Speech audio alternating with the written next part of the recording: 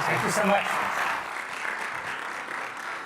Ladies and gentlemen, now please direct your attention to the screens and join me in welcoming former NASA Administrator, the Honorable Bill Nelson. Good morning, everybody. Thank you for coming together to look at the future of space, and we're at a critical point. Because the question is NASA going to continue to achieve what all of those amazing people at NASA have been able to do and have done ever since the early 1960s?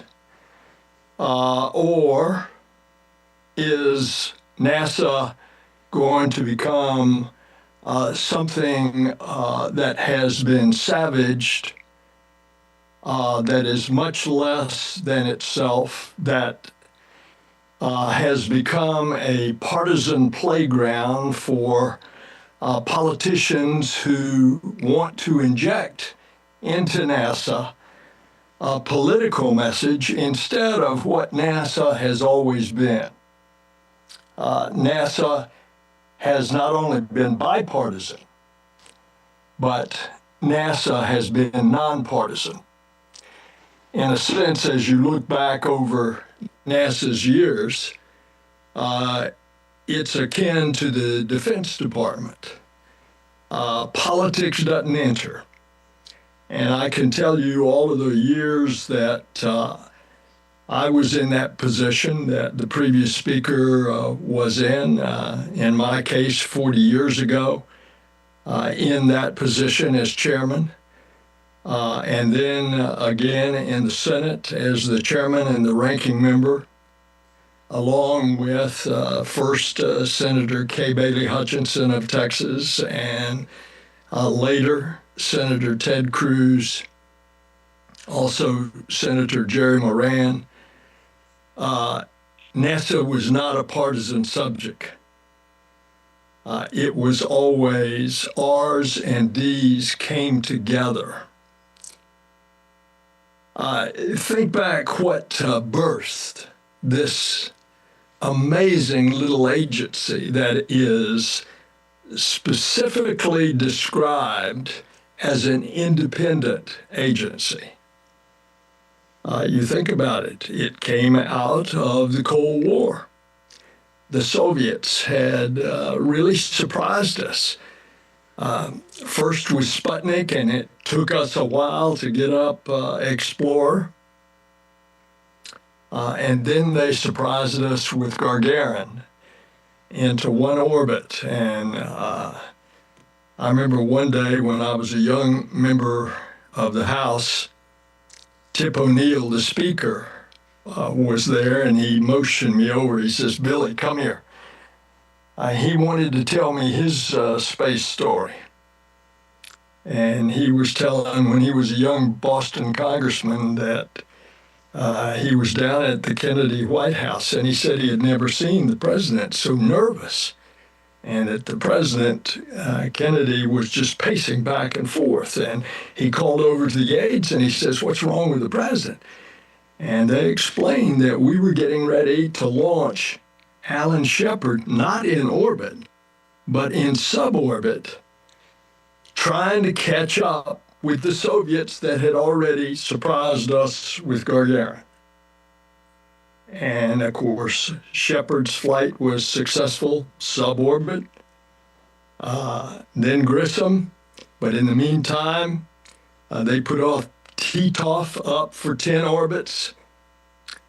And it was out of that, in that early competition, that 10 months later, John Glenn shimmied into that little Mercury capsule on the top of an Atlas ICBM that had a 20% chance of failure.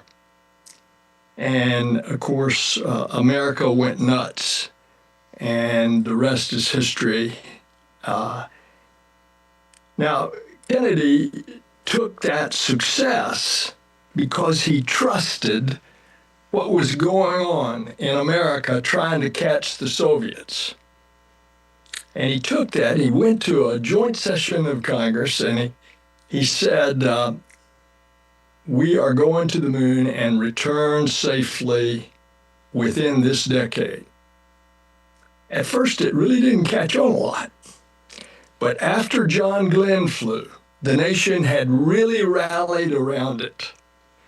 And then Kennedy made one of his most famous speeches in September of 1962. He went to Rice University and spoke in Rice Stadium. And that's when he famously said, we go to the moon and do other things, not because it's easy, but because it's hard. 60 years later to the day, Rice University, the Houston area, put together a celebration of that celebrated speech. And they asked the administrator of NASA to come and speak on behalf of our space program. And I want you to see the very short video that we put together about what was the future of NASA going back to the moon. If you would roll the tape.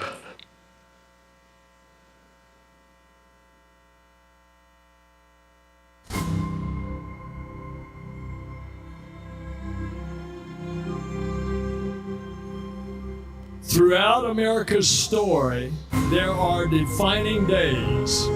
Days when minds change, hearts fill, and imaginations soar. Days when visions transform the trajectory of the American story, which is our story. Doing what is hard and achieving what is great, that is what stirs humankind. That's what unites us. With inspiration and innovation, no Herculean effort is too large. No moonshot is beyond our reach. And liftoff of Artemis 1. A new generation, the Artemis generation, stands ready. Ready to return humanity to the moon and then to take us further than ever before to Mars.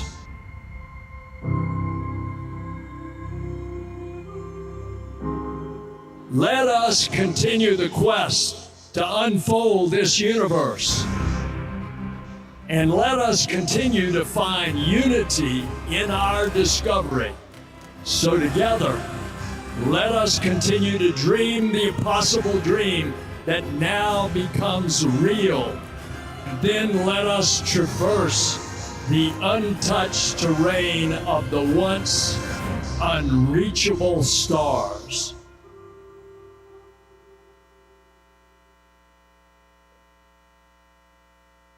And so it is now. It's a new generation.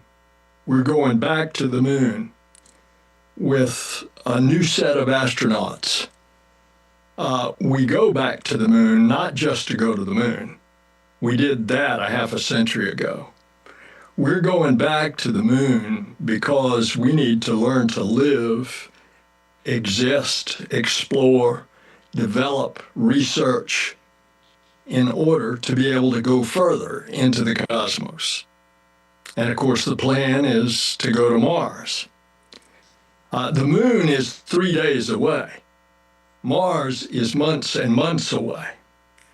And by the way, in going to Mars, it's very difficult with conventional propulsion, chemical propulsion, because it's going to take you 6 to 8 months, depending on the alignment of the planets. And once you get there, you're going to have to stay on the surface for possibly 2 years until the planets realign so that you can get back in 6 to 8 months. And so one of the things that we wanted to see, of course, was the development of new and faster propulsion, such as nuclear thermal, nuclear electric propulsion. That has been savaged from the budget by the White House Budget Office as well. But we are going back to the moon, and it's going to occur.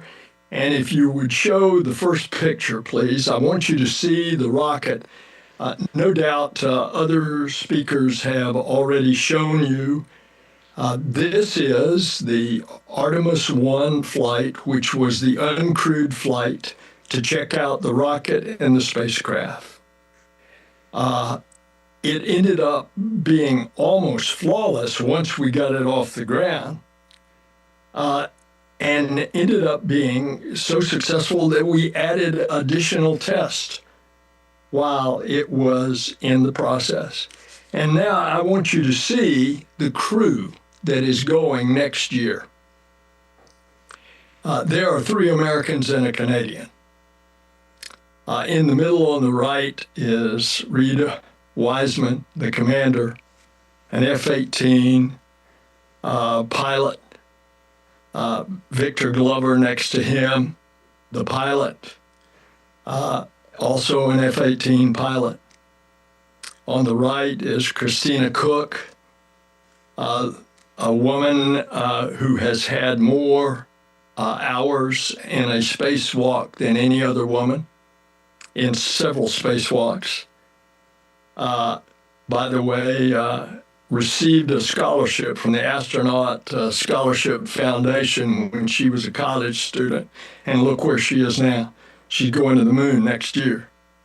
And then on the left, Jeremy Hansen, an F-18 Royal Air Force pilot with the Canadian Air Force. This crew, if you went to Central Casting in Hollywood, you couldn't have done any better. They're going to pave the way for everybody else. They're going to check out the spacecraft. It's going to circle the moon. It's going to come back. And then prepare for Artemis 3, which is going to be the first landing. Now, I want you to see on Artemis 1, I want you to see where the spacecraft was. So Artemis, the capsule called Orion, is taking a selfie picture of itself. There's a camera on the end of the solar array, and it's looking at itself, but look what's in the background.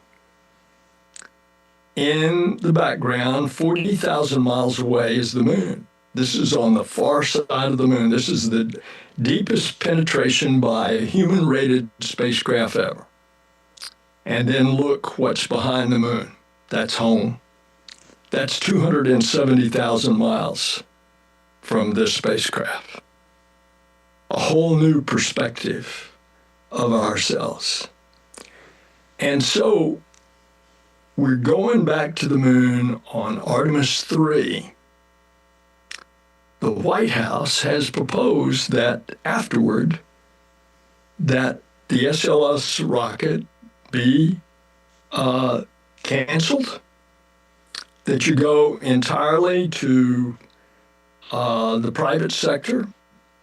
Well, that should be a consideration, but thus far, the landing on Artemis 3 is supposed to be by SpaceX and Artemis 4, and Artemis 5 is supposed to be by Blue Origin. And of course, I'm sure you're getting reports in the course of this conclave that is telling you that there have been problems with the development of the SpaceX, not only lander, they hadn't even gotten to that yet, but the actual rocket itself, Starship. Eventually, they will be successful. It's a whole new thing about transfer of fuel in orbit that's got to be proven for both SpaceX and Blue Origin. But this is the future.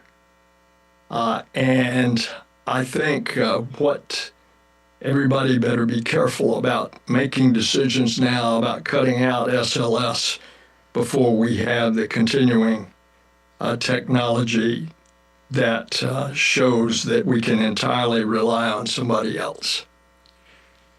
All right, one of the phenomenal success programs, you no doubt have had people yesterday that explained to you the James Webb Space Telescope. Would you bring up the next picture, please? This is the first image that I got to see and then presented to the president. And the president was like a little kid when he saw this. More than just a bunch of stars, this is a bunch of galaxies. And what is so revealing in this sense, the light of galaxies behind the light of other galaxies. And remember, we're talking about a universe that is billions of stars in just our galaxy, the Milky Way. And then you're talking about billions of galaxies with billions of stars. And we're able to see in the infrared spectrum, we're able to see galaxies behind other galaxies because the light is bended around. And if you will notice from the central core of this picture, there's a circular pattern, particularly with regard to the objects that look reddish orange. That's the light of galaxies behind the brighter galaxies.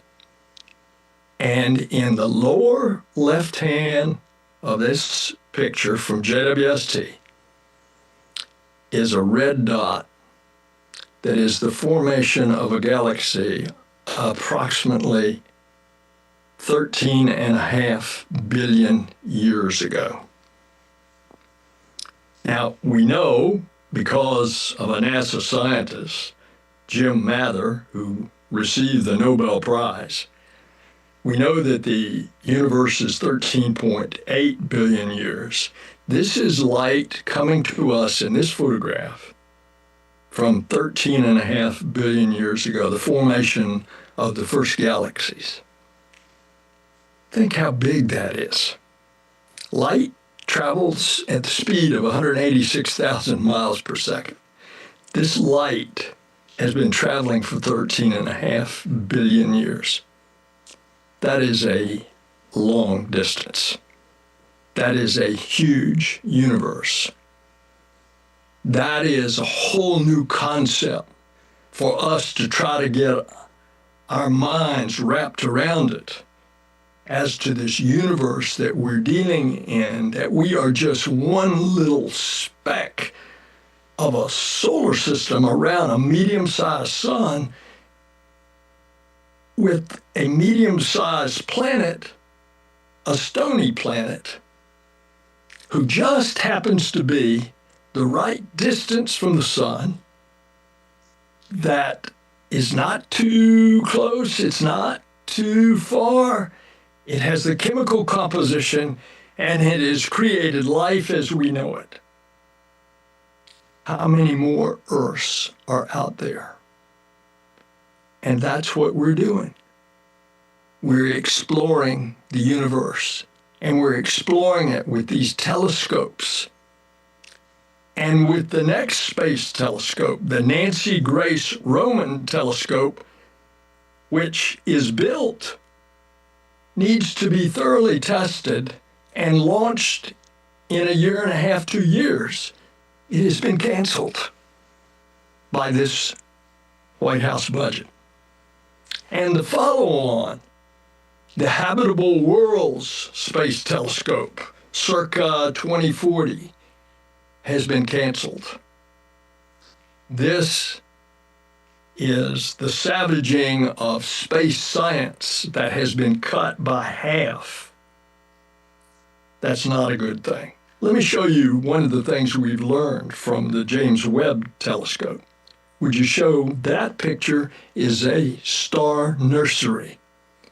because in infrared we can see through the dust. You see this dust and gas that has formed like a cloud, and it is the creation of stars that are spit out. Other stars die, and they die as they are pulled into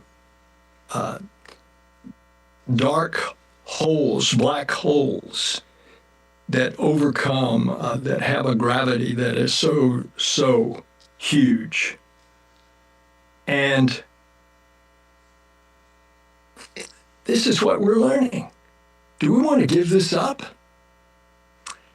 Okay, let's find out what else we're learning. Would you go to the next, please, photograph? I'm taking you back 40 years, almost 40 years to the day next month. This is the first protein crystal growth experiment. It's yours truly on the 24th flight of the space shuttle. As you can see, it was very crude by comparison, no vibration control, all done handheld, no temperature control growing protein crystals. They have grown dramatically in this little one of the first experiments toward medical research. In this particular case, the principal investigator, a medical school at the University of Alabama at Birmingham. Would you show the next picture, please? This is the first American treadmill test. We think it was the first. The Soviets told us at this time that they had already done it, but we didn't see proof. But all this was an attempt to try to get the heart rate up, to find out what happens to our astronauts when they went out on tremendous exertion, and the heart would start to skip a beat. And we tried to replicate those conditions with me all wired up there. That was running for 40 minutes on a treadmill in low Earth orbit. And now I want you to see what has progressed 40 years later in the extensive research that is going on. I'll talk to you at the end of this short video. Roll the tape. Yeah! Microgravity doesn't play by the rules. It flips them upside down, transforming how liquids flow, how flames burn, and unraveling biological mysteries before our eyes. I saw some heart tissues beating in space, and it was incredible. So Tom, we see that top one beating looks like happy heart cells. But we're not just along for the ride. We're explorers, diving headfirst into the challenge and harnessing the power of this unparalleled platform, just as we have been for decades. We're on a relentless quest for answers, seeking to understand the intricate workings of the human body in space and ensuring future crews stay safe on their daring journeys beyond Earth's orbit. The human aspect of human space exploration is always going to be very important for decades to come. And when it comes to technology, we're not waiting around. We're discovering new ways to grow crops in harsh environments and engineering innovations to tackle Earth's greatest challenges. We have amazing technology that allows us to recycle water and create water for us to drink. It's delicious. Microgravity isn't just a curiosity, it's a game changer in the fight against diseases back on Earth, paving the way for breakthroughs that benefit us all and enabling new economic opportunities in space. Welcome, Axiom 3, on board the International Space Station. From our vantage point more than 200 miles above Earth, we are not just spectators. We're gaining unprecedented insights into the world we call home, and we're sharing our findings openly. We're not just achieving results today. We're sparking inspiration in future generations of explorers and embracing the power of global collaboration as we reach for the stars. What was your favorite experiment on the International Space Station? Toby, great question. My favorite experiment was the one that I got to eat. It was us growing hatch chili peppers in our plant habitat. Station Huntsville on 2, we have video in Node 1. Look at those chili peppers. And as we soar through space at 17,500 miles per hour, each moment is a step closer to unlocking the mysteries of our Earth, our universe, and propelling our pioneering spirit even farther into space. So come along for the ride aboard the International Space Station. And indeed, it is international because 16 nations participate in the International Space Station. Of interest, the only place of cooperation now between the government of the United States and the government of Russia is the cooperation that we have with our Russian partners on the space station. We integrate our crews. We have an American astronaut that flies on the Soviet Soyuz, on the Russian Soyuz launches, and we put a Russian cosmonaut on the launches of our Dragon spacecraft. That is being threatened now. As a matter of fact, that budget for operations is being cut by a quarter. They're talking about reducing the crew from 4 to 3, and since we have to have a cosmonaut on, and it's an international space station, usually with another foreign astronaut, you're talking about one American astronaut on our launches. And oh, by the way, not even to speak of the fact that just 2 days ago, the Russian launch pad for Soyuz got severely damaged. I hope they can get it fixed pretty quick.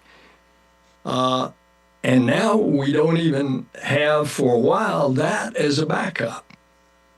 This is no time to go in and cut the knees out from under the NASA wizards that make, on a daily basis, the impossible possible. And so as you all are considering this in this space forum, this is the one bright, shining tool. It's international. We not only have commercial partners, which is a mainstay for NASA now, we have international partners. That's the difference between 50 years ago and now. It was just the American government. I can tell you that no matter what country I went to, NASA was always welcomed because it's seen as the best of the best. I hope we can keep it that way. And thank you all for letting me share with you. I'm happy if you have any time for any questions.